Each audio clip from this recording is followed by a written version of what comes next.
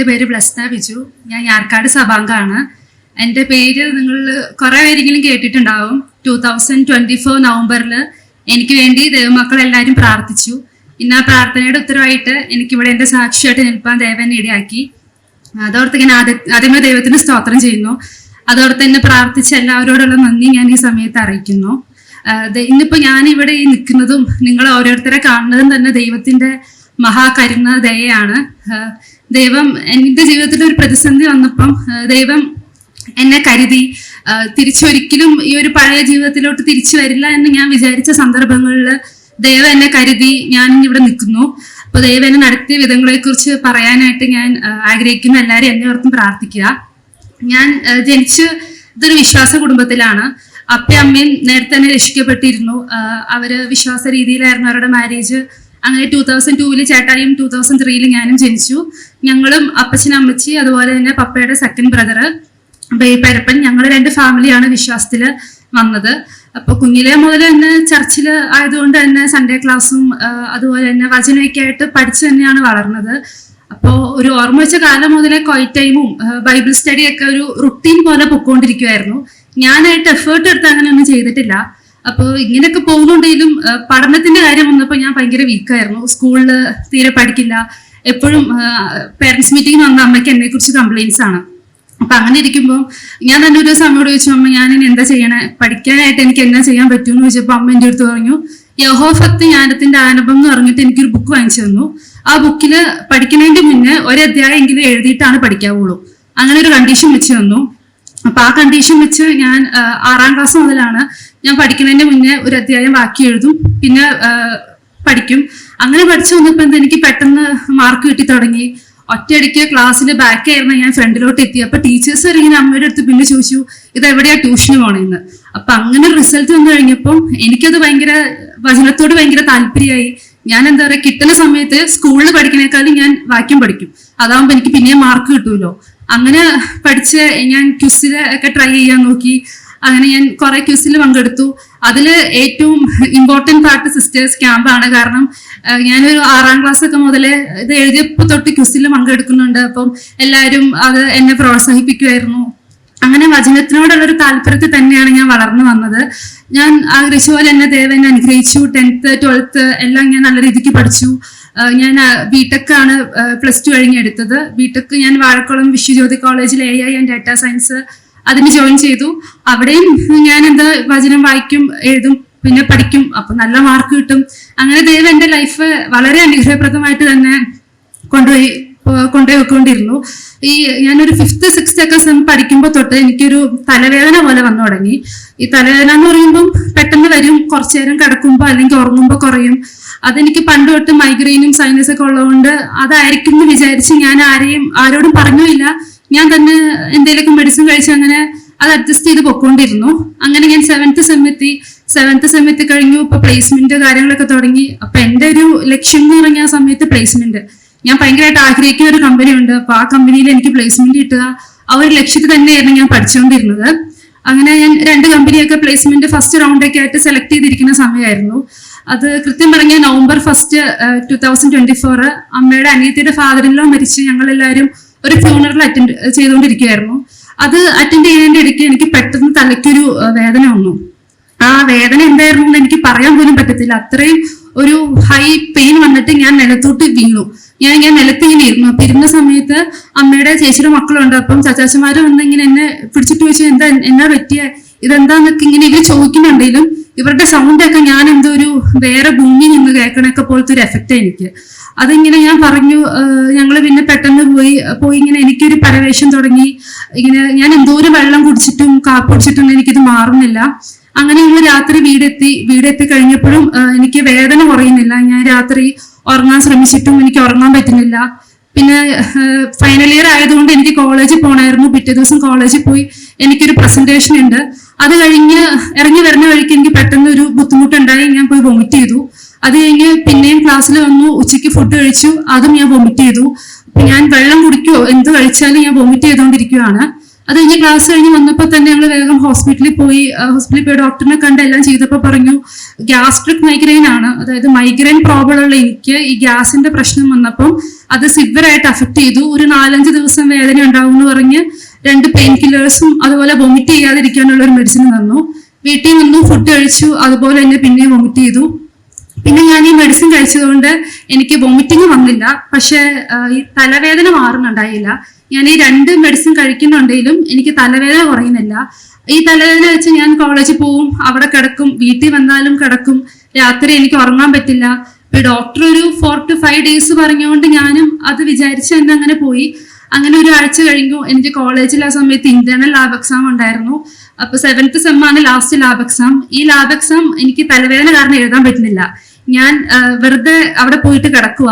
അപ്പൊ എന്റെ ലൈഫിൽ ഞാൻ ആദ്യമായിട്ട് ഒരു എക്സാം ഞാൻ ഇങ്ങനെ ഫെയിൽ ആയി. കാരണം എനിക്കൊന്നും ചെയ്യാൻ പറ്റുന്നില്ല, ഞാൻ വെറുതെ ഇരിക്കുക. അപ്പൊ ടീച്ചേഴ്സ് ആണെങ്കിലും എല്ലാവരും വന്ന് എൻ്റെ അടുത്ത് പറഞ്ഞു ഇങ്ങനെയാണെങ്കിൽ പറ്റില്ല, പ്ലേസ്മെന്റ് വന്നിരിക്കുന്നു. എനിക്കൊരു ദിവസം തിങ്കളാഴ്ചത്തെ ഫൈനൽ എക്സാം എനിക്ക് അവർ ചൊവ്വാഴ്ച ആക്കി തന്നു. എങ്ങനെയെങ്കിലും പാസ്സായിക്കൊള്ളണം, ഫുൾ ആ എക്സാമിന് മാർക്ക് കിട്ടിയാലാണ് ഞാൻ പാസ്സാവത്തുള്ളൂ. എനിക്കങ്ങ് ഭയങ്കര വിഷമമായി പോയി. കാരണം ഈ ഒരു ദിവസങ്ങളിൽ ഞാൻ പ്രാർത്ഥിക്കുന്നില്ല, ഞാൻ വാക്കി എഴുതുന്നില്ല, ഞാൻ ഒന്നും ചെയ്യുന്നില്ല. വീട്ടിൽ ഞങ്ങൾ എപ്പോഴും ഒരുമിച്ച് ഫുഡ് കഴിക്കുക. അപ്പൊ ഈ ദിവസങ്ങളിലൊന്നും ഞാൻ അപ്പയുടെ അമ്മയുടെയും കൂടെ പോയി ഇരിക്കുവോ, ഒന്നിനും എനിക്ക് ചെയ്യാൻ പറ്റാത്ത വിധത്തിൽ എന്നെ ലൈഫ് ആകെ അഫക്ട് ചെയ്തു. അപ്പൊ പിന്നെ ഞാൻ എന്തെങ്കിലും ആവട്ടെ, എങ്ങനെയും ഇത് ചെയ്യണം എന്ന് വിചാരിച്ച് പിന്നെയും ഞാൻ തന്നെ എഫേർട്ട് ഇട്ട് സ്റ്റാർട്ട് ചെയ്ത് എന്തെങ്കിലുമൊക്കെ ചെയ്യാൻ തുടങ്ങി. ആ ഒരു സൺഡേ, ആ ആഴ്ചത്തെ സൺഡേ ഞാൻ ചർച്ചിൽ നിൽക്കുമ്പോൾ ഈ അങ്കിൾമാരിങ്ങനെ മെസ്സേജ് പറയുമ്പം പെട്ടെന്ന് ഒരു സെക്കൻഡ് അവർ ഡിസിപ്പറായി പോവുക. അപ്പോൾ പെട്ടെന്ന് ഇങ്ങനെ അവരെ കാണും, ഒരു സെക്കൻഡ് അവരെ കാണത്തില്ല. അപ്പൊ ഇതെന്താന്നുള്ളൊരു തോട്ടിൽ ഞാൻ വീട്ടിൽ പോയിട്ട് പറഞ്ഞു എനിക്ക് സ്പെക്സ് യൂസ് ചെയ്യുന്നുണ്ട്, അപ്പൊ എന്റെ കണ്ണിന്റെ പവർ കൂടിയിട്ടുണ്ട്, പവർ ഒന്ന് ചേഞ്ച് ചെയ്യണം. അപ്പൊ തിങ്കളാഴ്ച ഹോസ്പിറ്റലിൽ പോകാൻ തുടങ്ങിയപ്പോൾ ഞാൻ പറഞ്ഞു ഇല്ല, തിങ്കളാഴ്ചയാണ് എനിക്ക് പഠിക്കാൻ സമയമുള്ളൂ, ചൊവ്വാഴ്ച പോവാം. അങ്ങനെ തിങ്കളാഴ്ച ഇരുന്ന് ഞാൻ പഠിക്കാന്ന് വിചാരിച്ചെങ്കിലും രാവിലെ എഴുന്നേറ്റ് കഴിഞ്ഞപ്പം എല്ലാ ദിവസത്തെക്കാളും തലവേദനയും അതുപോലെ തന്നെ കണ്ണിനൊരു മൂടൽ ഫീൽ ചെയ്തു. മൂടൽ എന്ന് പറഞ്ഞാൽ ഒരു പ്ലാസ്റ്റിക് ഷീറ്റിൽ ഇട്ടിട്ട് നമ്മൾ എങ്ങനെ നോക്കുന്നോ അതുപോലെയാണ് എനിക്ക് കാണാൻ പറ്റുന്നത്. അത് വെച്ചിട്ട് എനിക്ക് പഠിക്കാൻ പറ്റിയില്ല. ആ ദിവസം ഞാൻ ഒന്നും പഠിച്ചില്ല. ഞാൻ ആകപ്പാടെ എൻ്റെ കുറച്ച് തിങ്കളാഴ്ച എക്സാം എഴുതിയ ഫ്രണ്ട്സിനെ വിളിച്ച് ചോദിച്ചപ്പോൾ പറഞ്ഞു കുറച്ച് പാടാണ്, വൈവയൊക്കെ ഇങ്ങനെയാണ്. അങ്ങനെ അവരുടെ കയ്യിൽ നിന്ന് കുറച്ച് കിട്ടിയത് മാത്രം വെച്ച് ഞാൻ ഇരുന്നു. ചൊവ്വാഴ്ച ഞാൻ കോളേജിലോട്ട് പോയി. കോളേജിലോട്ട് പോകാൻ വേണ്ടിയിട്ട് അപ്പ എന്നെ സ്റ്റോപ്പിൽ കൊണ്ട് വിട്ടിട്ട് അപ്പർ നിൽക്കുന്നുണ്ട്. അപ്പൊ പെട്ടെന്ന് ഞാൻ അപ്പയെ നോക്കുമ്പോ അപ്പനെ കാണുന്നില്ല. ഞാനിങ്ങനെ കഴുത്തൊക്കെ ഇങ്ങനെ തിരിച്ച് നോക്കുമ്പോഴൊക്കെ അപ്പയുടെ കൈ കാണാം, തല കാണുന്നില്ല. എനിക്കങ്ങ് ആകെ പേടിയായി. പിന്നെ അപ്പുറത്തെ സൈഡ് വെച്ച് നോക്കുമ്പം അപ്പയുടെ തല കാണുന്നുണ്ട്, കൈ കാണുന്നില്ല. എനിക്ക് എന്താ സംഭവിക്കുന്നതെന്ന് അറിയാതെ ഞാൻ റോഡിലോട്ട് നോക്കുമ്പോൾ അതുപോലെ തന്നെ ആൾക്കാരെ കാലില്ലാതെ കാണുന്നു, കൈയില്ലാതെ കാണുന്നു, ചിലവർക്ക് തലയില്ല. എനിക്കങ്ങ് കണ്ണ് തുറക്കാൻ പേടി. ഞാനിങ്ങനെ ഫ്രീസായി നിൽക്കുന്ന സമയം കൊണ്ട് എന്റെ കോളേജ് ബസ് അവിടെ എത്തി. എന്റെ കൂടെ ജൂനിയേഴ്സ് ഉള്ളതുകൊണ്ട് അവരെ മുമ്പിലിട്ട് ബസ്സിലോട്ട് കയറ്റുന്നുണ്ട്. പക്ഷെ എന്റെ ഫ്രണ്ടിൽ ഞാനൊരു കോളേജ് ബസ് കാണുന്നില്ല. അവരിങ്ങനെ എന്നെ ഉന്തിവിട്ട് ബസ് കയറിയത് കൊണ്ട് ഞാൻ ബസ് കയറി ഒരു സീറ്റിലിരുന്നു ഞാൻ നോക്കുമ്പം എന്റെ ഇപ്പറ സീറ്റ് അല്ല, റോഡാണ്. ഫ്രണ്ടിൽ നോക്കുമ്പോ ഡ്രൈവർ ചേട്ടനെ ഞാൻ കാണുന്നില്ല. ഇങ്ങനെ എന്താ പറയാ, കണ്ണ് തുറന്ന ഒരു പേടിയാവുന്ന ഒരു അന്തരീക്ഷത്തിലോട്ട് ഞാൻ എത്തി. അപ്പൊ ആ സമയത്ത് അന്നേരം എന്റെ ശ്രദ്ധ എക്സാം ആണ്, ഞാൻ എങ്ങനെ എക്സാം പാസ്സാവും. അപ്പൊ ഞാൻ വേഗം അമ്മേനെ വിളിച്ചിട്ട് ഞാൻ പറഞ്ഞു മമ്മി എന്റെ കണ്ണിന് പ്രശ്നമുണ്ട്, മമ്മി പ്രാർത്ഥിക്കണം. ഈ കണ്ണിന്റെ ബുദ്ധിമുട്ട് പ്രാർത്ഥിക്കാനല്ല ഞാൻ പറയണേ, എനിക്ക് എക്സാം പാസ്സാവണം. അങ്ങനെ ഞാൻ കോളേജിൽ ചെന്നു കഴിഞ്ഞിട്ട് എനിക്ക് തന്നെ ലാബിലോട്ടൊന്നും എത്താൻ പറ്റുന്നില്ല. ഞാൻ ഫ്രണ്ട്സിന്റെ ഒക്കെ ബാഗിന്റെ പുറകിലൊക്കെ പിടിച്ചാണ് ലാബിലോട്ട് എത്തുന്നത്. എത്തിക്കഴിഞ്ഞപ്പോ എനിക്ക് തോന്നി ഇതെന്തോ പ്രശ്നമുണ്ട്.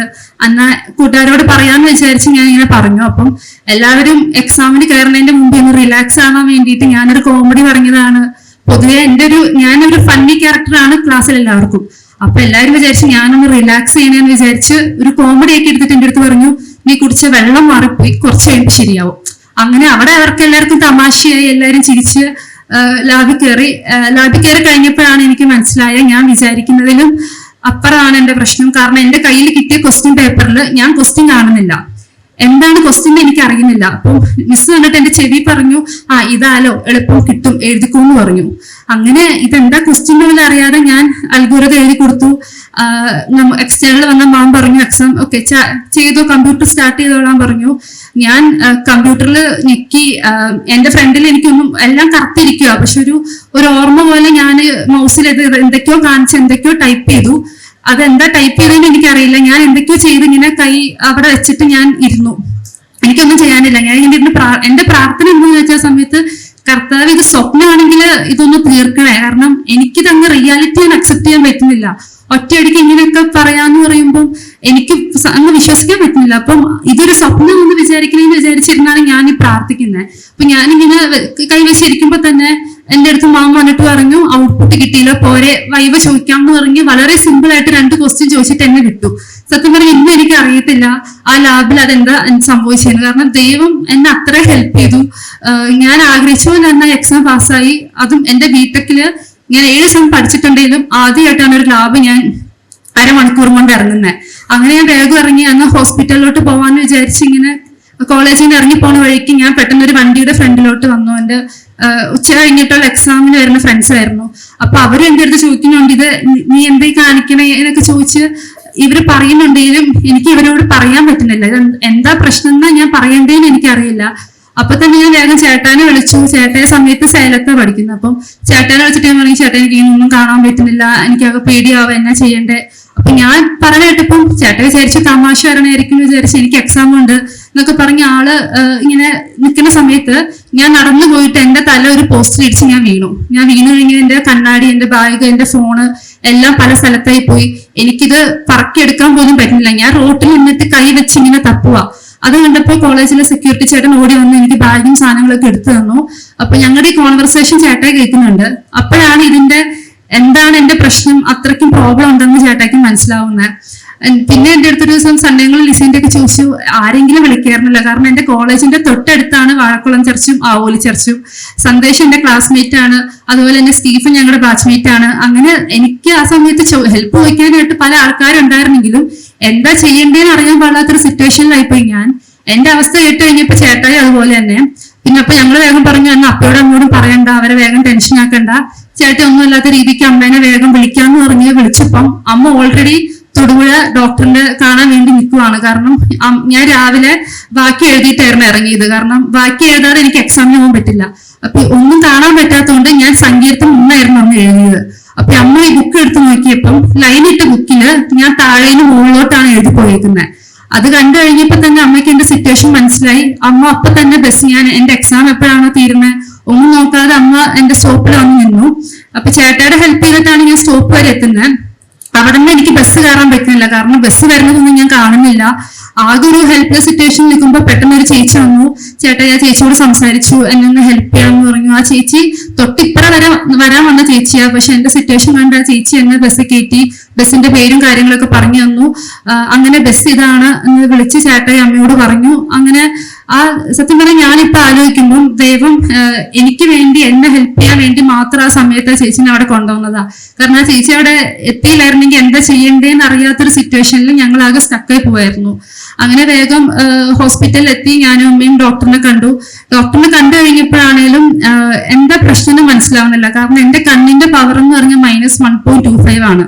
അപ്പൊ ആ സമയത്ത് അവിടെ അത് ചെക്ക് ചെയ്യുമ്പോൾ അത് -8 -9 ആയി. അപ്പൊ ഡോക്ടർ കാരണം ഒരിക്കലും ഒരാളുടെ കണ്ണ് അത്രയും ചേഞ്ച് ആവത്തില്ല ഒറ്റയടിക്ക്. ഡോക്ടർ 3-4 തവണ ചെക്ക് ചെയ്തു, പല മെഷീൻസിൽ ചെക്ക് ചെയ്തു. എന്നിട്ടും ഓരോ തവണ ഓരോ മിനിറ്റിൽ ഈ പവർ മാറിക്കൊണ്ടിരിക്കുകയാണ്. ലാസ്റ്റ് ഡോക്ടർ അമ്മയുടെ പെർമിഷൻ ചോദിച്ച് കണ്ണിൽ ഒരു ഇഞ്ചക്ഷൻ എടുത്തിട്ട് അത് സ്കാൻ ചെയ്ത് നോക്കി.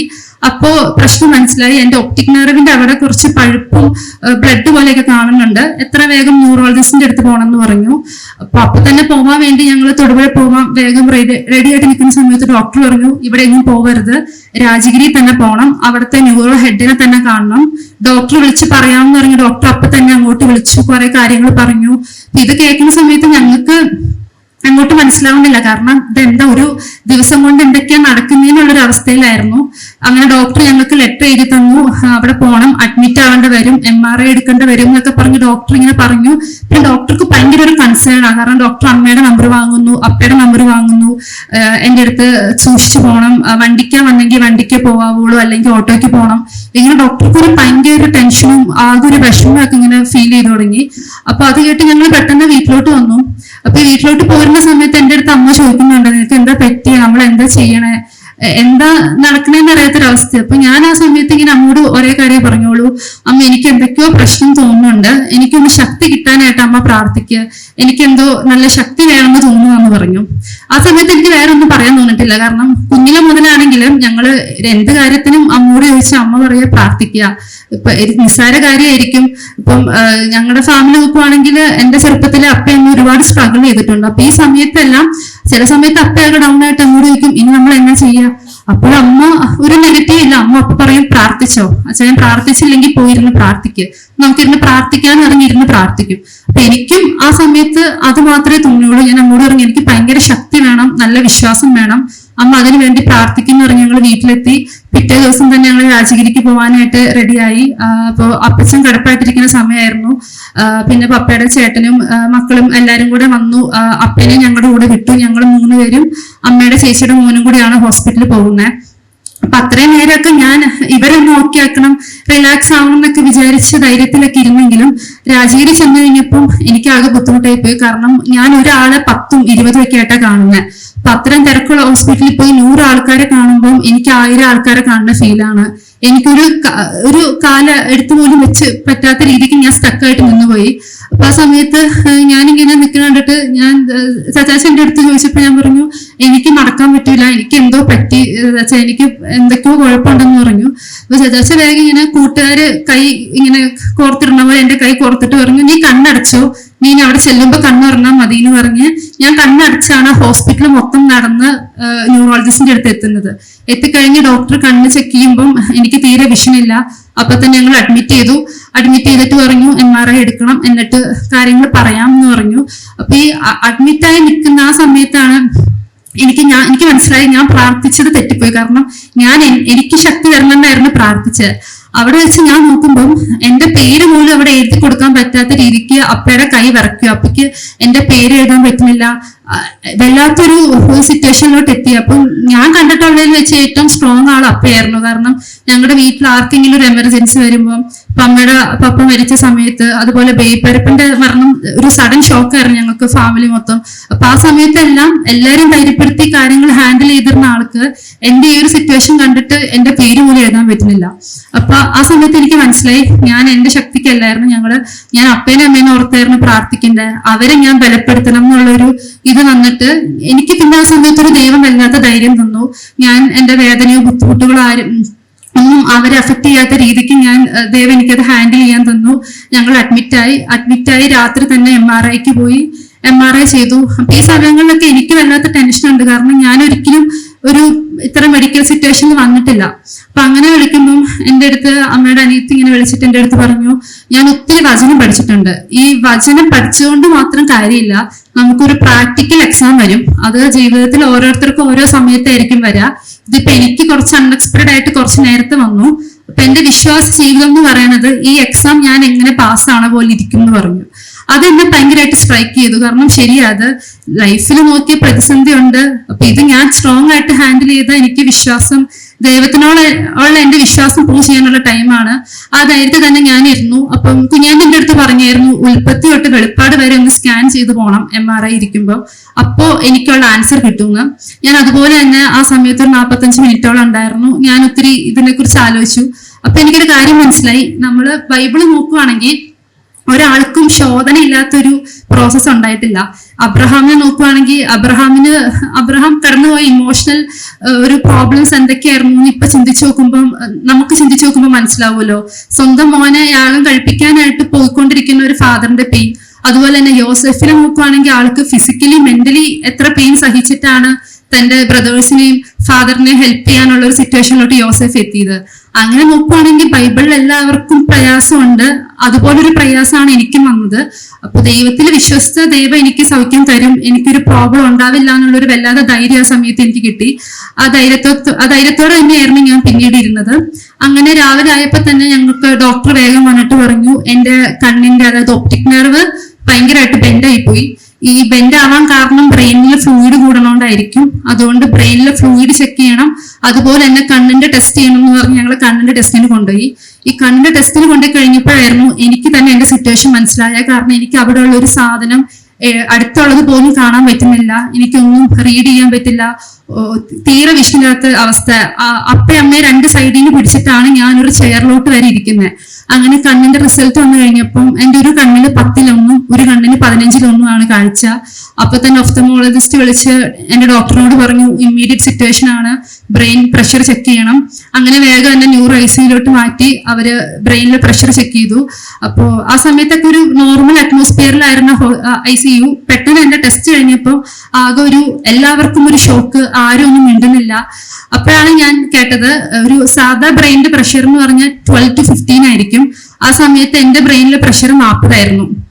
അതായത് ഏറ്റവും ക്രിട്ടിക്കൽ സിറ്റുവേഷനിൽ ഒരു 32-34 ഒക്കെ എത്തുമ്പോഴത്തേനും ഒരു ബ്രെയിനിലെ നെർവ് പൊട്ടേണ്ട സിറ്റുവേഷനിൽ 40 ആയിട്ടും എന്റെ ദൈവം എന്റെ ബ്രെയിനിനെ പ്രൊട്ടക്ട് ചെയ്ത് വെച്ചു.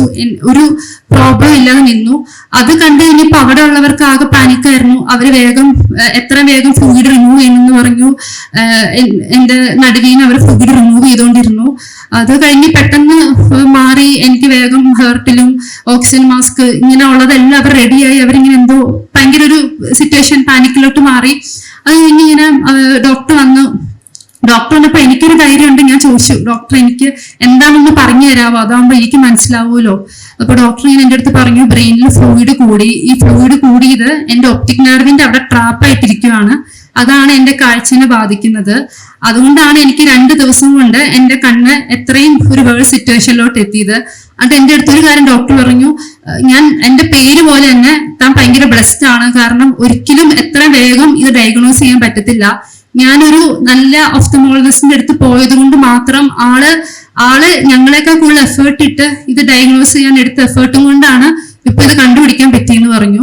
സത്യം പറഞ്ഞാൽ അവിടെ ദൈവം ആ ഡോക്ടറിലൂടെ പ്രവർത്തിച്ചതെന്ന് പറഞ്ഞാൽ അത്ര വലിയ കാര്യമായിരുന്നു. കാരണം ഈ ഒരു അസുഖം വന്നവര് ഒരിക്കലും 40 വരെ ഒരാളുടെ ബ്രെയിൻ പ്രഷർ ഇരിക്കാന്ന് പറഞ്ഞാൽ തന്നെ അത്ഭുതമാണ്.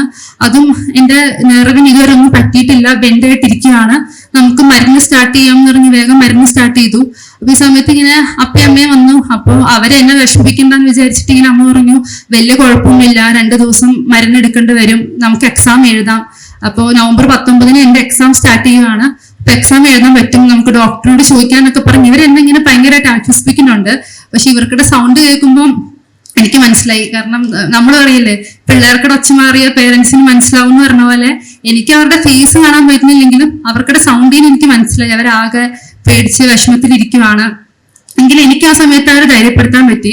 അപ്പൊ ഞാനിങ്ങനെ എപ്പോഴും എന്റെ ഫ്രണ്ട്സിനോടൊക്കെ ഞാൻ ഒരു കാര്യം ഇങ്ങനെ പറയും, nothing is impossible by God. ഞാൻ എന്ത് കാര്യത്തിലും എന്റെ ഫ്രണ്ട്സ് എല്ലാവരോടും ഞാൻ പറയുന്ന ഒരു കാര്യമാണ്.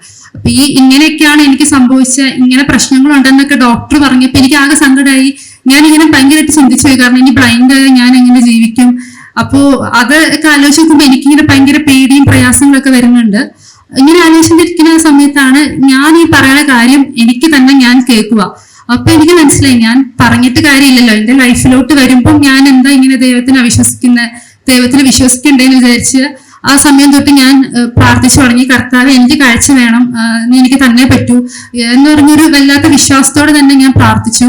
അപ്പൊ എന്റെ വിചാരം പിറ്റേ ദിവസം ആകുമ്പോഴത്തേനും എനിക്ക് കുറയും, മരുന്നൊക്കെ സ്റ്റാർട്ട് ചെയ്തു. അങ്ങനെ ധൈര്യത്തിൽ തന്നെ ഞാനായിരുന്നു. പിറ്റേ ദിവസം പോയി കണ്ണ് ചെക്ക് ചെയ്യാൻ എന്നെ പിന്നെയും കൊണ്ടുപോയി. അവിടെ കൊണ്ടുപോയി പിന്നെ ടെസ്റ്റ് ചെയ്ത് കഴിഞ്ഞപ്പോൾ എന്റെ കണ്ണില് 15-1 ആയിരുന്നത് 30-1, മറ്റേത് 20-1 അതായത് എക്സ്ട്രാ ഒറ്റയടിക്ക് പിന്നെയും അത് കൂടുതൽ പ്രോബ്ലം ആയി.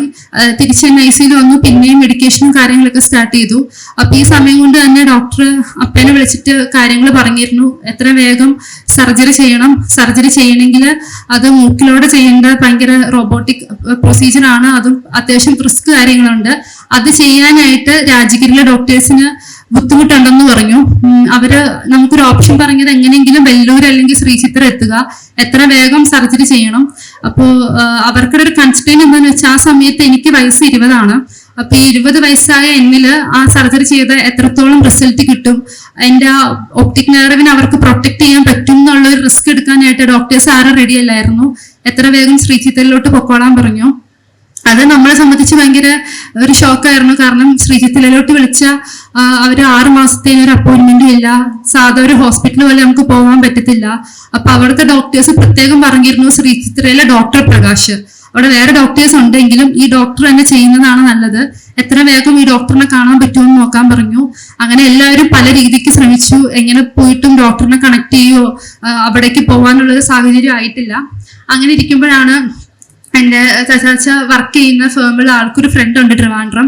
അപ്പൊ ചാച്ച വേഗം സാറിനെ വിളിച്ച് ഇങ്ങനെ കാര്യങ്ങൾ പറഞ്ഞപ്പം ഈ സാറിന്റെ വളരെ ക്ലോസ് ഫ്രണ്ടാണ് എനിക്ക് സർജറി ചെയ്യുന്നതെന്ന് പറഞ്ഞ ഡോക്ടർ പ്രകാശ്.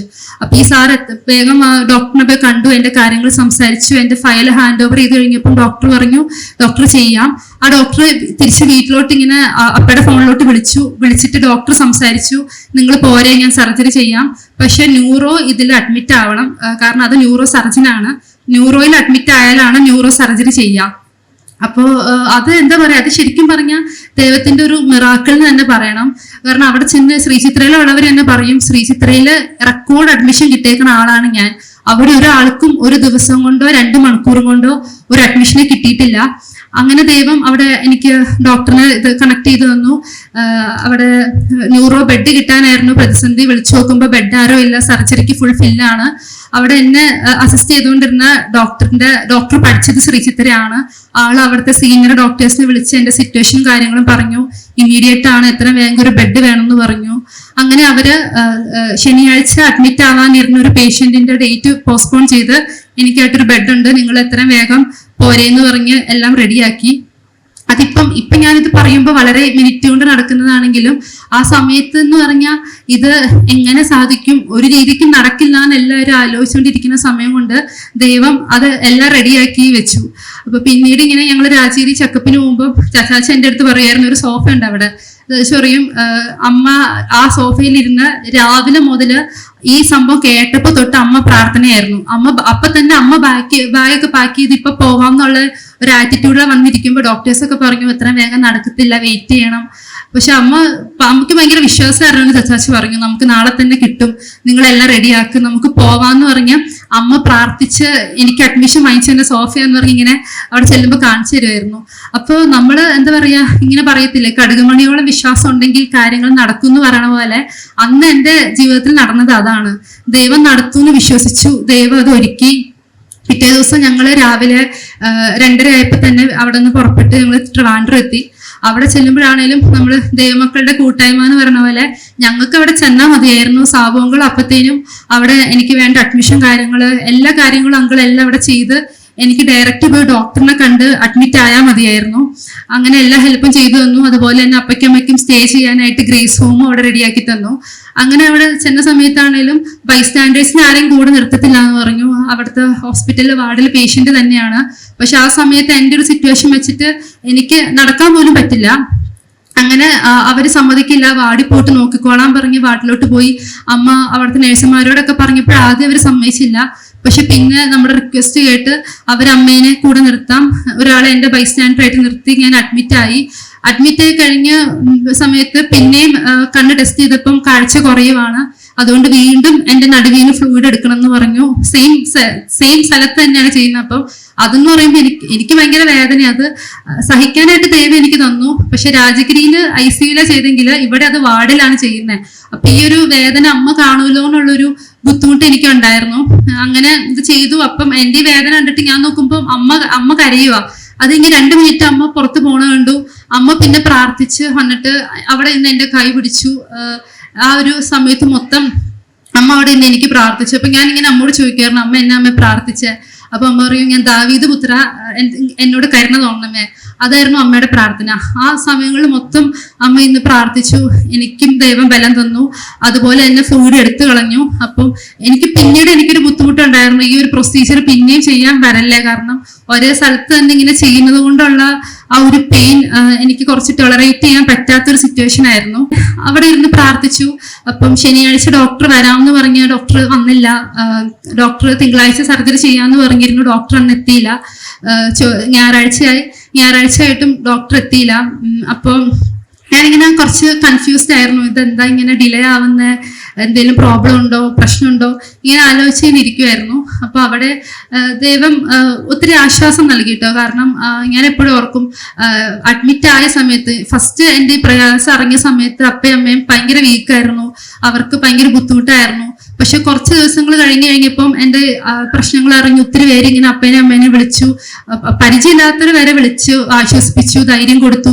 ആ ഒരു വിശ്വാസികളുടെ ധൈര്യം, സപ്പോർട്ട്, അതിന്റെ ഒരു പവർ വേറെയായിരുന്നു. കാരണം ദൈവം അത്രയും വിശ്വാസവും അത്രയും ഒരു ശക്തി എൻ്റെ പേരൻസിന് തന്നെ കൊടുത്തു. ഞങ്ങളിങ്ങനെ വിശ്വസിച്ച് തന്നെയായിരുന്നു ഡോക്ടർ വരും, നമുക്ക് പ്രാർത്ഥിക്കാം. അങ്ങനെ ഞായറാഴ്ച വന്നു. അപ്പം ഞായറാഴ്ച എത്തിക്കഴിഞ്ഞപ്പം സമയത്ത് എൻ്റെ ചേട്ടായി സേലത്തും എൻ്റെ ഒരു കസിൻ ചേട്ടായി ഒരു ചേച്ചാച്ച ബാംഗ്ലൂരും ആയിരുന്നു. അപ്പൊ ഇവർ രണ്ടുപേരും ഒന്ന് ഹോസ്പിറ്റലിൽ വന്നു, എന്നെ കാണാൻ വേണ്ടി വന്ന് നിന്നു. ഇങ്ങനെ നിൽക്കുമ്പോഴാണെങ്കിൽ ഇവർക്ക് വിഷമം കാരണം ഇവരാരും ഒന്നും മിണ്ടുന്നില്ല, എല്ലാവരും ഇങ്ങനെ ചുമ്മിരിക്കുക. അപ്പൊ എല്ലാവരും ഒന്ന് ഓക്കെ ആക്കാലോ എന്ന് വിചാരിച്ച് ഞാൻ ഇങ്ങനെ ഓരോ തമാശയൊക്കെ പറയുന്നുണ്ട്. അപ്പൊ ഞാൻ ഇവിടെ നോക്കിയാണ് പറയുന്നത്. അപ്പൊ ഞാൻ ഇങ്ങനെ വലിയ കാര്യമായിട്ട് പറഞ്ഞേക്ക് നടക്കുമ്പോൾ ഇപ്പുറത്തെ സൈഡിൽ നിന്നാണ് അവർ സംസാരിക്കുന്നത്. അതായത് ഒരാളെ ഞാൻ 15ഉം 20ഒക്കെ ആയിട്ടാ കാണുന്നത്. അപ്പം ഏതാണ് റിയൽ എന്ന് വിചാരിച്ച് ഞാൻ നോക്കുന്നിടത്തുനിന്നല്ല ഇവർ സംസാരിക്കുന്നത്. അത് കേട്ട് കഴിഞ്ഞപ്പോ എനിക്കാകെ ഞാൻ അവിടെ സത്യം പറഞ്ഞ വീണുപോയി എന്ന് പറയണം. എനിക്ക് ആകെ ഒരു വിഷമായി.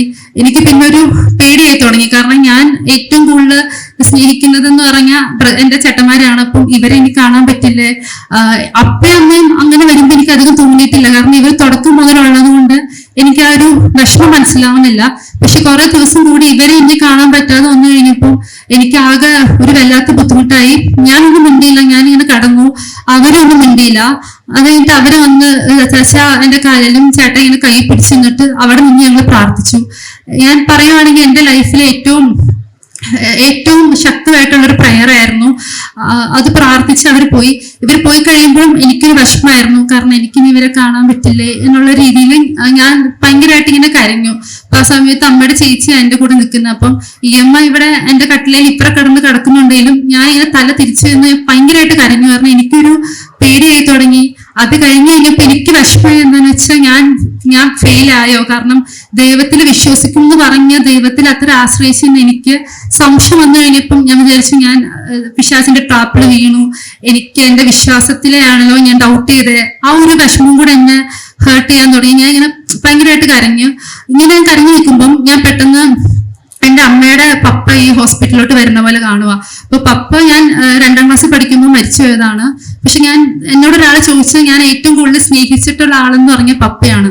അപ്പൊ ഞാൻ നോക്കുമ്പോൾ പപ്പ ഇങ്ങനെ ഒരു പ്ലേറ്റിൽ ഫുഡുമായിട്ട് എന്റെ അടുത്ത് വന്ന് എനിക്ക് ഫുഡ് വാരി തരുക. അപ്പൊ എന്റെ ഒരു വിചാരം ഞാൻ ഈ കരഞ്ഞ് ഹാലൂസിനേറ്റ് ചെയ്യണയാണോ, ഇതെന്താ എനിക്ക് സംഭവിക്കണേന്ന് അറിയാനൊക്കെ വേണ്ടി ഞാൻ വേഗം പപ്പയുടെ കൈയൊക്കെ പിടിച്ചു നോക്കുമ്പോൾ കുഞ്ഞിലെ ഞാൻ പപ്പയുടെ കൈ പിടിച്ചു നോക്കുന്ന തഴമ്പുണ്ട്. ആ തഴമ്പ് ഇപ്പം കയ്യിലുണ്ട്. അത് കഴിഞ്ഞിട്ട് എന്റെ അടുത്ത് ഇങ്ങനെ പറഞ്ഞു, ഒന്നും വിഷമിക്കണ്ട, ഇത് കർത്താവ് എല്ലാം കാണുന്നുണ്ട്, ധൈര്യമായിട്ടിരിക്കുക, സർജറി നടക്കും, നിന്റെ കാഴ്ചയും കിട്ടും, നീ ഒന്നും ഓർത്ത് വിഷമിക്കരുത്, ദൈവത്തിൽ ആശ്രയിക്കുക, സംശയിക്കണ്ട, ദൈവം കൂടെ ഉണ്ടെന്ന് പറഞ്ഞിട്ട് എനിക്ക് ഫുഡ് വാരി തരുന്നു.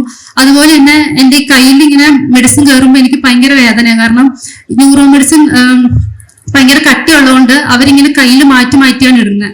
അപ്പൊ എന്റെ 2 കൈയും ഓൾമോസ്റ്റ് എത്ര ദിവസം കൊണ്ട് ഇവർ ഫുൾ ഇട്ട് കഴിഞ്ഞ് എനിക്ക് ഈ മരുന്നും കൂടി പറ്റാത്തൊരു വേദനയും ഞാൻ നിൽക്കുമ്പോൾ ഇങ്ങനെ എന്റെ കയ്യിൽ പപ്പ തലോടി എന്നെ. ഞാൻ ആദ്യമായിട്ട് എനിക്ക് നവംബർ 1 തൊട്ട് ഈ വിഷമം തുടങ്ങിയിട്ട് എത്ര ദിവസത്തിന് ശേഷം ഞാൻ ഒന്ന് ഉറങ്ങി. എനിക്ക് പെയിൻ കില്ലേഴ്സോ ടാബ്ലറ്റോ ഹോസ്പിറ്റലിൽ നിന്ന് തരില്ലായിരുന്നു. കാരണം ന്യൂറോ പേഷ്യന്റ് ആയതുകൊണ്ട് എന്തെങ്കിലും കഴിച്ചു കഴിഞ്ഞാൽ നമുക്ക് എന്തെങ്കിലും സിംറ്റംസ് വന്ന് അറിയാൻ പറ്റില്ല. അതുകൊണ്ട് എത്ര ദിവസമായിട്ട് എനിക്കൊന്നും കിട്ടിയില്ല. പക്ഷെ അന്ന് ഞാൻ കുറെ ദിവസങ്ങൾക്ക് ശേഷം ഉറങ്ങി. പിന്നെ പിറ്റേ ദിവസം എഴുന്നേറ്റപ്പോ തൊട്ട് ഞാൻ ഭയങ്കര ഹാപ്പി. എനിക്ക് ഇങ്ങനെ ഒരു പ്രശ്നം ഉണ്ടെന്നോ ഒരു ഇതുമില്ല. അപ്പൊ രാവിലെ ഇങ്ങനെ അമ്മ ഒരു പറഞ്ഞു, അമ്മ ഞാനിങ്ങനെ പപ്പേനെ കണ്ടു, പപ്പ പറഞ്ഞ നാളെ തന്നെ സർജറി നടക്കൂന്നാ, നമ്മളൊന്നും പേടിക്കണ്ട. ഇങ്ങനെ എനിക്കൊരു ഭയങ്കര ധൈര്യവും വിശ്വാസം വന്നു. പക്ഷെ തിങ്കളാഴ്ചയായിട്ടും ഡോക്ടർ വരുന്നില്ല.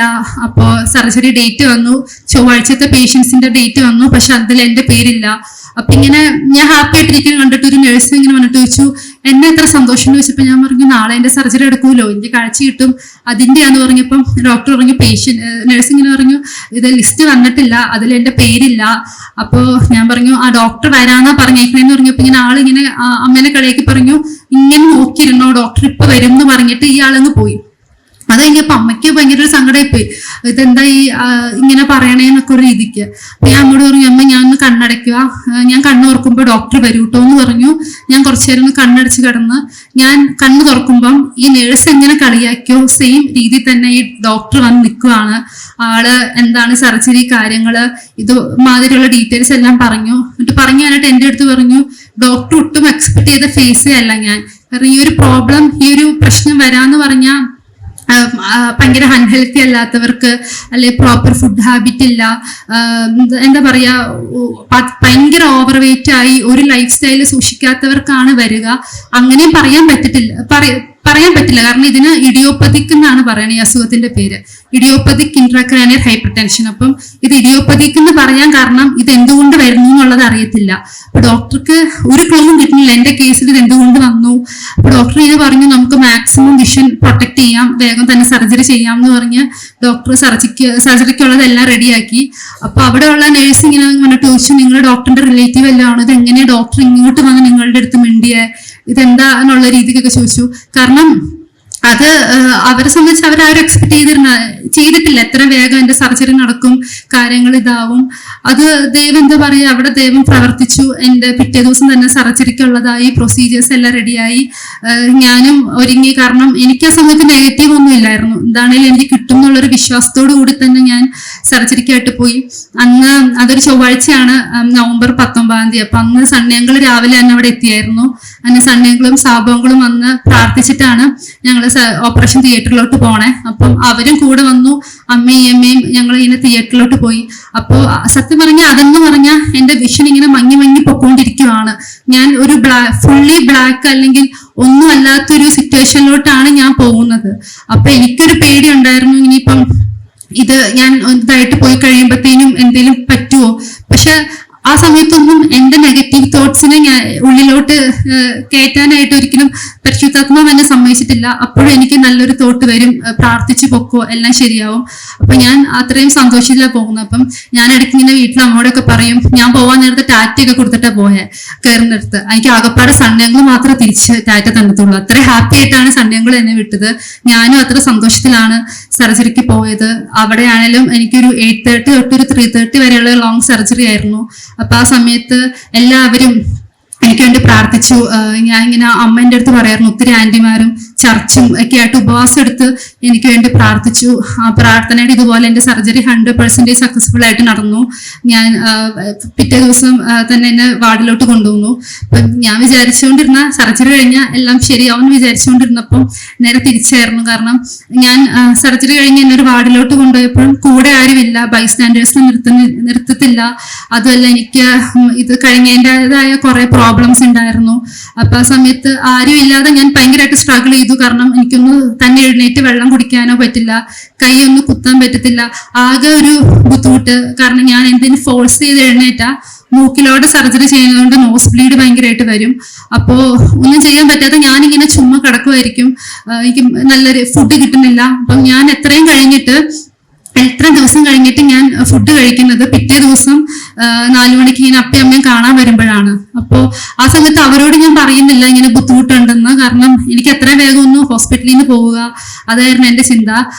അപ്പൊ ആ സമയത്ത് ഞാനിങ്ങനെ പ്രാർത്ഥിച്ചു. കാരണം കർത്താവ് ഇങ്ങനെ വേദനയും കാര്യങ്ങളും ഉണ്ട്, പക്ഷെ എനിക്ക് അനുകൂലമായിട്ട് ഒന്നും ഇല്ലല്ലോ, ഇതെന്താ ഇങ്ങനെ ഒരു വിഷമത്തിൽ ഞാൻ ഇങ്ങനെ ഇരിക്കുമ്പം ദൈവം എന്താ പറയാ, ഞാൻ കാണാതെ പോയതാണ്. കാരണം ദൈവം എനിക്കായിട്ട് ഒത്തിരി പേരെ അവിടെ റെഡിയാക്കി വെച്ചിട്ടുണ്ടായിരുന്നു. എന്റെ തൊട്ടടുത്ത് കിടന്ന ബെഡിലെ ചേച്ചി ഞാൻ റൂമിലോട്ട് വന്ന ദിവസം അഡ്മിറ്റ് ആയതാണ് പിറ്റേ ദിവസം സർജറിക്ക്. പക്ഷെ ആ ചേച്ചിയുടെ ഓരോ റിസൾട്ടൊക്കെ വൈകി ഞാൻ ഡിസ്ചാർജ് ആവുന്ന ദിവസം വരെ ആ ചേച്ചി അവിടെ ഉണ്ടായിരുന്നു. എന്താ പറയാ, ഒരു അമ്മ നോക്കണ പോലെ ആ ചേച്ചി എനിക്ക് വെള്ളം എടുത്തു തരും. അതുപോലെ തന്നെ തൊട്ടിപ്പുറ കിടന്ന ഒരു കുഞ്ഞിന്റെ പേരൻസ് ഉണ്ട്. അപ്പൊ അതൊരു ഇക്കീത്തയായിരുന്നു. ഈ ഇക്കീത്തയായിരിക്കും എന്റെ ബെഡ് പൊക്കി തന്നെ എനിക്ക് ഫുഡ് എടുത്ത് തരിക. അതുപോലെ ക്യാൻറ്റീനിലുള്ളവരാണെങ്കിലും ഞാൻ ഫുഡ് കഴിക്കുന്നില്ല എന്നറിഞ്ഞ് അവരെനിക്ക് പ്രത്യേക ഫുഡ് ഉണ്ടാക്കി എനിക്ക് കഴിക്കാനൊക്കെ തരും. പക്ഷെ ആ സമയങ്ങളിൽ ഞാൻ അതത്ര ചിന്തിച്ചില്ല. പക്ഷെ പിന്നീട് ആലോചിച്ചപ്പോൾ എനിക്ക് മനസ്സിലായി ദൈവം എല്ലാ അർത്ഥത്തിലും എന്നെ പ്രൊട്ടക്ട് ചെയ്യാനായിട്ട് ആൾക്കാരെ വെച്ചിട്ടുണ്ടായിരുന്നു. അങ്ങനെ എല്ലാം വളരെ അനുഗ്രഹപ്രദമായിട്ട് നടത്തുന്നു. ഞാൻ വേഗം തന്നെ ഡിസ്ചാർജ് ആയി. അപ്പോൾ ഡിസ്ചാർജ് ആവുന്നതിന്റെ മുന്നേ എന്നെ സർജറി ചെയ്തിട്ട് ഡോക്ടർ കാണാൻ വന്നിട്ടുണ്ടായിരുന്നില്ല. അപ്പൊ ഡോക്ടർ ഇങ്ങനെ കാണാൻ വന്നപ്പം ഞാൻ കാഴ്ച പോകുന്നതിന്റെ മുന്നേ ആൾക്കാരുടെ ഫോട്ടോ ഞാൻ നോക്കി വെച്ചിട്ടുണ്ടായിരുന്നു, എങ്ങനെയാണ് ആളെ കാണാൻ വേണ്ടിയിട്ട്. അപ്പൊ ഡോക്ടർ ഞായറാഴ്ചയാണ് എന്നെ കാണാൻ വരുന്നത്. അപ്പൊ ഈ കാണാൻ വരുന്ന ദിവസം ഞാൻ ഈ ഫോട്ടോ കണ്ടിട്ടുള്ള ആളായതുകൊണ്ട് എനിക്ക് വേഗം മനസ്സിലായി. ഞാൻ ഡോക്ടറിന്റെ ഫേസ് ഡിറ്റക്ട് ചെയ്തു.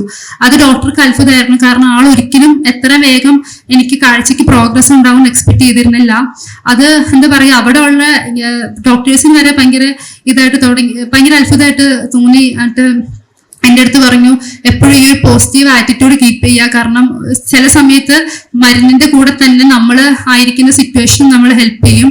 അത് സത്യം പറഞ്ഞാൽ അവിടെ എനിക്ക് ദൈവം അങ്ങനെ ഒരു സാക്ഷിയായിട്ട് ഒരുക്കി.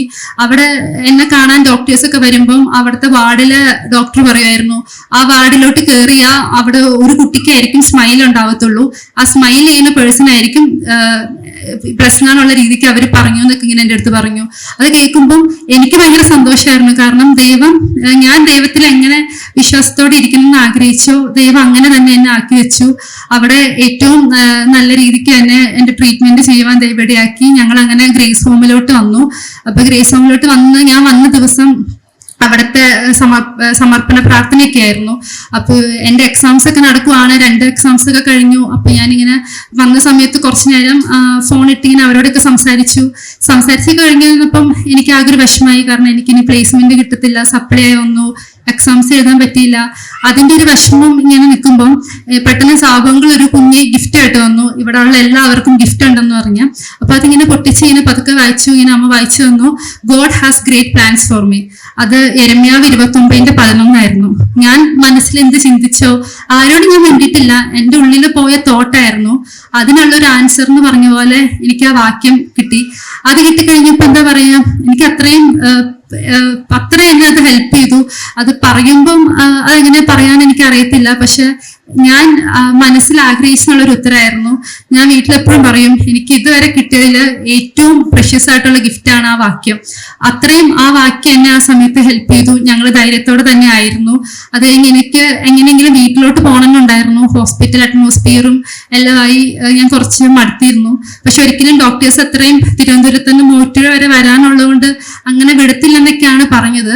പക്ഷെ എൻ്റെ ചെയ്ത ഡോക്ടർ പറഞ്ഞു, പൊക്കോ, ചെക്കപ്പിന് വന്നാൽ മതി, മൈൻഡ് റിലാക്സ് ആയിട്ട് ഇരിക്കട്ടെ എന്ന് പറഞ്ഞ് ഞങ്ങള് തിരിച്ചു വിട്ട് ഞാൻ തിരിച്ച് അമ്മ വീട്ടിലോട്ടാണ് വരുന്നത്. എനിക്ക് 3 മാസം റെസ്റ്റ് ഉണ്ടായിരുന്നു. ഞാൻ നവംബർ 1 തൊട്ട് ഈ പ്രയാസങ്ങളിൽ വന്നിട്ട് ഞാൻ തിരിച്ചു കയറുന്ന ദിവസം അത് എൻ്റെ 21ാമത്തെ ബർത്ത്ഡേ ആയിരുന്നു. അപ്പൊ ഞാൻ ഈ രാജഗിരി കിടക്കുമ്പം നഴ്സുമാര് തമ്മിൽ സംസാരിക്കുന്നത് കേട്ടിട്ടുണ്ട്. അപ്പൊ അതില് എൻ്റെ ഡേറ്റ് ഇങ്ങനെയാണ്, 20 year 11 months old 18 days, അതാണ് എൻ്റെ ഡേയ്സ്. അപ്പൊ ഇത് നമ്മളിങ്ങനെ പറയും, ഈ കൊച്ചിൻ്റെ എന്തൊരവസ്ഥയാല്, അതിന് ഇനിയിപ്പം എത്ര നാളും ജീവിച്ചിട്ട് ഇനി കാഴ്ചയില്ലാതെ ജീവിക്കാന്നൊക്കെ പറഞ്ഞ് എങ്ങനെയായിരിക്കും എന്നൊക്കെ പറഞ്ഞ് ഇവർ സംസാരിക്കുന്നത് ഞാൻ കേട്ടിട്ടുണ്ട്. അപ്പൊ ആ സമയത്തും ഞാനിങ്ങനെ ഓർത്തിട്ടുണ്ട്, അവരങ്ങനെ വിചാരിച്ചോട്ടെ, പക്ഷെ ദൈവം എനിക്ക് 21ാം വയസ്സിലോട്ട് എന്റെ കാഴ്ച തിരിച്ചു തരാൻ ദൈവത്തിന് ഒരു കാര്യം അസാധ്യമില്ല, ദൈവം തരും. അങ്ങനെ തന്നെ ഞാൻ ആഗ്രഹിച്ചു. അപ്പോൾ ആ ദിവസം തന്നെ വീട്ടിലോട്ട് കയറിയപ്പോൾ അതിനുള്ളൊരു ഉത്തരവായിരുന്നു എനിക്ക്. ഞാൻ ഒരിക്കലും ആഗ്രഹിക്കാത്ത പോലത്തെ രീതിക്ക് ചേട്ടന്മാരെല്ലാം കൂടെ എൻ്റെ ബർത്ത്ഡേ സെലിബ്രേറ്റ് ചെയ്തു. സത്യം പറഞ്ഞാൽ ഞങ്ങൾക്ക് എല്ലാവർക്കും ദൈവം കാണിച്ച ദയ അതെന്താണെന്നുള്ളൊരു ഇത് മാത്രമായിരുന്നു മനസ്സിലുണ്ടായിരുന്നുള്ളൂ. പിന്നീടുള്ള എൻ്റെ ദിവസങ്ങളിലാണെങ്കിലും ദൈവനെ സഹായിച്ചു. ഞങ്ങൾ പിന്നീട് ചെക്കപ്പിന് പോയി കഴിഞ്ഞപ്പോൾ അവിടെ വെച്ചിട്ട് രാജഗിരിയിലെ എൻ്റെ കണ്ണ് ടെസ്റ്റ് ചെയ്ത ഡോക്ടർ പറഞ്ഞു, എൻ്റെ കണ്ണില് ബ്ലൈൻഡ് സ്പോട്ട്സ് ഉണ്ട്. അതായത് 40 പ്രഷറിലായിരുന്നത് കൊണ്ട് കുറെ നെർവ്സ് ഡാമേജ് ആയിട്ടുണ്ട്. പല കണ്ണിലോട്ടും നെർവ്സിലോട്ടും വെട്ടം ചെല്ലുന്നില്ല. അതുകൊണ്ട് അത് ബ്ലൈൻഡ് സ്പോട്ട്സ് ആയിരിക്കും എന്ന് പറഞ്ഞു. അത് പക്ഷെ കേട്ട് കഴിഞ്ഞപ്പം നമുക്കാർക്കും തോന്നിയിട്ടില്ല. കാരണം അങ്ങനെ വരത്തില്ല, നമ്മള് ദൈവത്തിൽ തന്നെ വിശ്വസിച്ചു. പിന്നീടുള്ള ദിവസങ്ങളിൽ ഞാനിങ്ങനെ വീട്ടിൽ നിൽക്കുമ്പോൾ അവിടെ കുറെ പൂക്കളൊരു സൈഡുണ്ട്. അപ്പൊ ഞാൻ എല്ലാ ദിവസവും പോയി നിന്നിട്ട് എനിക്ക് എത്ര പൂക്കളെ കാണാൻ പറ്റും നോക്കും. അപ്പൊ ആദ്യത്തെ ദിവസം രണ്ട് പൂക്കൾ. അപ്പൊ ഞാൻ ചച്ചയോട് ചോദിക്കും, ചച്ച അവിടെ മൊത്തം എത്രയുണ്ട്? അപ്പൊ ആള് പറയും ഒരു 18-20 ഉണ്ട്. പക്ഷെ 2 എനിക്ക് കാണാൻ പറ്റുന്നുണ്ടല്ലോ. ഞാൻ സ്തോത്രം പറയും. അങ്ങനെ ഓരോ ദിവസവും ഞാൻ പോയി നിൽക്കും, നോക്കും. അങ്ങനെ പ്രാർത്ഥിച്ചു, വിശ്വസിച്ചു. എൻ്റെ കാഴ്ച എനിക്ക് തന്നെ ഫീൽ ചെയ്യുന്ന രീതിക്ക് ഇമ്പ്രൂവ്മെന്റ്സ് വന്നു തുടങ്ങി. അങ്ങനെ ഫെബ്രുവരി ഞങ്ങൾ ചെക്കപ്പിന് പോയി നോക്കുമ്പം എനിക്ക് ബ്ലൈൻഡ് സ്പോട്ട്സ് ആണെന്ന് പറഞ്ഞ സ്ഥലത്തിലൊക്കെ എനിക്ക് വെട്ടം ചെല്ലുന്ന രീതിക്ക് അത് മാറി. അതായത് ബ്ലൈൻഡ് സ്പോട്ട്സ് ആണ്, തിരിച്ച് വരത്തില്ല എന്ന് പറഞ്ഞ സ്ഥലങ്ങളിലോട്ട് അവിടെ എനിക്ക് കാണാൻ പറ്റി തുടങ്ങി. വെളിച്ചം ചെല്ലുന്നുണ്ട്, എൻ്റെ വിഷൻ ഇമ്പ്രൂവ് ആയി. അതുപോലെ തന്നെ പഠനത്തോടുള്ള ബന്ധത്തിലാണെങ്കിലും ഞാൻ 8th സെം കോളേജിൽ പോയിട്ടില്ല. പക്ഷെ അവിടെയും ദൈവം എൻ്റെ ടീച്ചേഴ്സിലൂടെ ഇടപെട്ടു. അവര് കുഴപ്പമില്ല, സ്റ്റഡി ഡിസ്കണ്ടിന്യൂ ചെയ്യേണ്ട സിറ്റുവേഷൻ ആയിരുന്നു, പക്ഷെ അവര് ഹെൽപ്പ് ചെയ്തു, കണ്ടിന്യൂ ചെയ്തോ, ക്ലാസ്സിൽ പോകണ്ട, പറ്റുന്ന പോലെ എക്സാം എഴുതിയാൽ മതി എന്ന് പറഞ്ഞു. അങ്ങനെ എക്സാമിന്റെ സിറ്റുവേഷൻ വന്നു. എനിക്ക് സപ്ലൈ ആയിട്ട് എഴുതാനുള്ള ചാൻസ് കിട്ടി. അപ്പൊ അവിടെയും ദൈവം പ്രവർത്തിക്കാൻ ഭയങ്കര അത്ഭുതമാണ്. കാരണം ഒരിക്കലും നമുക്ക് 7th സെമ്മിന്റെ സപ്ലി എക്സാം 8th സെമ്മിന് മുമ്പ് വരത്തില്ല. പക്ഷെ എന്റെ കേസിൽ ദൈവം ഏപ്രിൽ ആദ്യം 7th എക്സാമും അത് കഴിഞ്ഞ് തന്നെ 8th എക്സാമും അങ്ങനെ ഡേറ്റ് വന്നു. അപ്പൊ ടീച്ചേഴ്സ് എല്ലാവരും എൻ്റെ അടുത്ത് പറഞ്ഞു, സ്ട്രെസ് എടുക്കണ്ട, ഏതെങ്കിലും 2 എക്സാം പഠിക്കുക, പാസ്സാവാ, അത് കഴിഞ്ഞിട്ട് പിന്നെ എഴുതാം. പക്ഷെ എനിക്ക് ഭയങ്കര ആഗ്രഹമായിരുന്നു പഠിക്കണമെന്ന്. അപ്പൊ ഞാനിങ്ങനെ പ്രാർത്ഥിച്ചിട്ട് പഠിച്ചു എന്ന് പറയാൻ പറ്റത്തില്ല, ഞാൻ എന്തെങ്കിലുമൊക്കെ ഫോണിലൂടെ കേൾക്കും, ഞാൻ എഴുതാമെന്ന് വിചാരിച്ചു. ജസ്റ്റ് ഞാൻ എക്സാം എല്ലാം പോയി എഴുതി, പ്രാർത്ഥിച്ച് എഴുതി. അങ്ങനെ എൻ്റെ റിസൾട്ട് വന്നു. എൻ്റെ 2 സെമ്മിന്റെ റിസൾട്ട് ഒരുമിച്ച് വന്നു. എനിക്ക് എൻ്റെ കൂട്ടുകാരുടെ കൂടെ തന്നെ ഗ്രാജുവേറ്റ് ചെയ്യാൻ പറ്റി. അതുപോലെ തന്നെ ഞാൻ കോളേജിലൊരു ജോലി ഞാൻ ആഗ്രഹിച്ചിരുന്നു. അപ്പം ഞാൻ ഫെബ്രുവരി തന്നെ ഒരു പ്ലേസ്മെന്റ് പോലെ അറ്റൻഡ് ചെയ്തിരുന്നു. അപ്പൊ ആ സമയത്ത് ഞാൻ പാതി കാഴ്ചയില്ലാതാണ് ഞാൻ ഇന്റർവ്യൂ അറ്റൻഡ് ചെയ്തെങ്കിലും എനിക്ക് ആ ഇന്റേൺഷിപ്പ് ഓപ്പർച്യൂണിറ്റി കിട്ടി. മെയ് 5-ാം തീയതി തന്നെ എനിക്ക് ബാംഗ്ലൂർക്ക് ജോയിൻ ചെയ്യാനുള്ള ചാൻസ് കിട്ടി. അതൊക്കെ ഞാൻ ശരിക്കും റിക്കവർ ആവുന്നതിന്റെ മുമ്പേ ആയിരുന്നു. പക്ഷെ അത് എൻ്റെ ഒരു പ്രാർത്ഥനയുടെ ഉത്തരമായിരുന്നു. കാരണം എനിക്ക് ദൈവം എന്തെങ്കിലും ചെയ്യാൻ പറ്റുമോ, എൻ്റെ ലൈഫ് സ്റ്റോപ്പായി പോണ പോലെ എനിക്ക് ഫീൽ ചെയ്യരുത്, എനിക്ക് പഴയ പോലെ തന്നെ ജീവിക്കണം. കാരണം ഞാൻ ദൈവത്തിൽ ആശ്രയിച്ച് അത് തന്നെയായിരുന്നു പ്രാർത്ഥിച്ചത്. ദൈവം അതുപോലെ തന്നെ കേട്ടു. എനിക്ക് ബാംഗ്ലൂർ പോയി 6 മാസം വർക്ക് ചെയ്യാനുള്ള ചാൻസ് ദൈവം തന്നു. അങ്ങനെ എനിക്ക് തിരിച്ചു കിട്ടില്ല എന്ന് പറഞ്ഞ കാഴ്ച, അത് ഏത് വഴി കൂടെയാണ് ദൈവം പ്രവർത്തിച്ചതെന്ന് പറയാൻ പറ്റില്ലാത്ത രീതിക്ക് ദൈവം അത്ര അനുഗ്രഹിച്ചു. ഞാൻ പിന്നീട് ഏപ്രില് കഴിഞ്ഞ് എൻ്റെ കണ്ണ് ചെക്ക് ചെയ്യാൻ പോയി കഴിഞ്ഞപ്പോൾ ഈ പ്രശ്നം വരുന്നതിന്റെ മുമ്പ് എൻ്റെ കണ്ണിന്റെ കാഴ്ച എങ്ങനെയാണോ ആ സെയിം പവർ, ഒരു പോയിന്റ് പോലും മാറാത്ത രീതിക്ക് ആ സെയിം പവറിലോട്ടും ഒരു ബ്ലൈൻഡ് സ്പോട്ട്സും ഇല്ലാത്ത രീതിക്ക് ഏപ്രിൽ മെയ് ആയപ്പോഴത്തേനും എൻ്റെ വിഷൻ ഇമ്പ്രൂവ് ആയി. ഞാൻ ശ്രീ ചിത്ര ചെന്നൈ റിപ്പോർട്ട് കാണുമ്പോൾ ഡോക്ടർ ഇങ്ങനെ ചോദിക്കും, സെയിം ഡോക്ടറാണോ, സെയിം ഹോസ്പിറ്റലാണോ, ഡബിൾ ചെക്ക് ചെയ്യുക. അവർ തന്നെ ഇങ്ങനെ വിഷൻ ചെക്ക് ചെയ്യും, പല സൈഡിൽ നിന്ന് ഇങ്ങനെ 2, 3 ഇതൊക്കെ കാണിച്ച് ചോദിക്കും. അതെല്ലാം ദൈവം എനിക്ക് കാണാനായിട്ട് ഇടയാക്കി. അപ്പൊ ഇന്നിപ്പോ ഞാൻ ഇവിടെ നിന്ന് ഞാൻ ആലോചിക്കുമായിരുന്നു, നിങ്ങൾ ഈ എല്ലാവരും കാണുന്നത് തന്നെ എൻ്റെ ഒരു ആൻസേർഡ് പ്രെയർ ആണ്. ദൈവം അത്ര എന്നെ ഹെൽപ്പ് ചെയ്തു. പിന്നീട് ഞങ്ങൾ വീട്ടിലിരുന്ന് ഇങ്ങനെ ആലോചിക്കുമ്പോൾ പറയും, നമ്മൾക്ക് ശരിക്കും ഞാൻ ആ വചനം പഠിക്കാനൊക്കെ ആയിട്ട് ദൈവം എനിക്കൊരു താല്പര്യം തന്നത് ചിലപ്പോൾ എൻ്റെ ലൈഫിൽ ഇങ്ങനെ പ്രതിസന്ധി വരും എന്നുള്ളത് കൊണ്ട് എന്നെ ഹെൽപ്പ് ചെയ്യുന്ന അറിഞ്ഞിട്ട് തന്നെയാണ്. ഞാൻ പഠിച്ച വചനങ്ങളായിരുന്നു എൻ്റെ മനസ്സിൽ ഇപ്പോഴും ഉണ്ടായിരുന്നത്. ഈ ഫോണിലൊക്കെ നോട്ടിഫിക്കേഷൻ വരുന്ന പോലെ പെട്ടെന്ന് എൻ്റെ മനസ്സിലൊരു വാക്യം വരും. അമ്മ കാണാൻ വരുമ്പോൾ അമ്മയോട് ഞാൻ ചോദിക്കും, അമ്മ മീഖയിൽ ഒരു വാക്യമില്ലേ, വീണെങ്കിലും വീണ്ടും എഴുന്നേക്കും, അതേതാ? പിന്നെ അബ്രഹാമിന്റെ ഒരു വാക്യം ഉണ്ടല്ലോ, റോമർ 4:18, ആശയ്ക്ക് വിരോധമായി ആശയോട് ആശിച്ചു. അതായിരുന്നു എൻ്റെ മനസ്സിലെ വാക്യം. കാരണം എനിക്ക് ആഗ്രഹമുണ്ട് എൻ്റെ കാഴ്ച കിട്ടണം, എനിക്ക് പഴയ പോലെ ജീവിക്കണം. അത് നടക്കില്ല എന്നുള്ള സിറ്റുവേഷൻ ഉണ്ടായിരുന്നപ്പോഴും ഞാനത് പ്രാർത്ഥിച്ചു. അതുപോലെ തന്നെ ദൈവം നടത്തി. നമ്മൾ വിശ്വസിച്ച് പ്രാർത്ഥിച്ച ദൈവം എന്തും സാധിക്കും എന്നുള്ളതിന്റെ ഒരു എക്സാമ്പിൾ മാത്രമാണ് എൻ്റെ ജീവിതം. അതിന് എനിക്ക് ദൈവത്തോട് നന്ദി പറഞ്ഞ് തീരത്തില്ല. കാരണം അത്രയ്ക്കും ഒരു അത്ഭുതമാണ് ദൈവം എൻ്റെ ജീവിതത്തിൽ പ്രവർത്തിച്ചത്. ഇന്നിപ്പം ഞാൻ നിൽക്കുമ്പോൾ എനിക്ക് ആ ഒരു ബുദ്ധിമുട്ട് വന്നതിൻ്റെയോ യാതൊരു പ്രയാസവും ഇല്ല. പിന്നീട് എൻ്റെ ഒരു ഇൻട്രസ്റ്റ് കൊണ്ട് ഞാൻ ഇതിനെക്കുറിച്ച് കൂടുതലായിട്ട് പഠിച്ചു നോക്കി കഴിഞ്ഞപ്പോൾ ഈ ഒരു ബുദ്ധിമുട്ട് വന്നവരില് ഭൂരിഭാഗം പേർക്കും കാഴ്ചയില്ല. കാഴ്ച ഉള്ളവർക്ക് തന്നെയാണെങ്കിലും 20, 30 അല്ലെ 75% ഒക്കെയാണ് കാഴ്ച വന്നിട്ടുള്ളത്. അത്രയും ഒരു ബുദ്ധിമുട്ടില് ആൾക്കാർ ഈ പ്രോബ്ലം വന്ന് കഴിയുമ്പം എനിക്ക് ഇങ്ങനെ സംഭവിച്ചു എന്ന് പോലും അറിയാത്ത വിധത്തിൽ ദൈവം സൗഖ്യം നൽകി. അതുപോലെ തന്നെ എനിക്ക് കുറച്ച് ടാബ്ലറ്റ്സും മെഡിക്കേഷൻസ് ഒക്കെ ഉണ്ടാവുമെന്ന് ഡോക്ടർ പറഞ്ഞു. പക്ഷെ എനിക്കിതുവരെ ഈ ഒരു വന്നതിന്റെ പേരിൽ ഒരു മെഡിസിൻ പോലും സ്റ്റാർട്ട് ചെയ്യാൻ ദൈവം അവസരം ഒരുക്കിയിട്ടില്ല. അത്രയും ദൈവം എന്നെ റിക്കവർ ചെയ്യാൻ സാധിച്ചു. അത് ശരിക്കും ദൈവം എങ്ങനെ നമ്മൾ വിചാരിക്കാത്ത വഴി കൂടെ പ്രവർത്തിക്കും എന്നുള്ളത് എനിക്ക് പറയാൻ പറ്റും. ഇപ്പൊ ഞാൻ എൻ്റെ ഫ്രണ്ട്സിനോടൊക്കെ പറയുമായിരുന്നു, ഞാൻ എപ്പോഴും nothing is impossible by God എന്ന് പറഞ്ഞുകൊണ്ടിരുന്ന ബൈബിളിൽ നിന്നാണ് ഇനി എനിക്ക് എൻ്റെ ലൈഫിന് പറയാൻ പറ്റുമല്ലോ. അപ്പൊ ഞാൻ ഏറ്റവും ശക്തിയോടെ വിശ്വസിച്ച വചനം എനിക്കിപ്പോ എൻ്റെ ലൈഫിൽ കൂടെ പറയാൻ പറ്റും.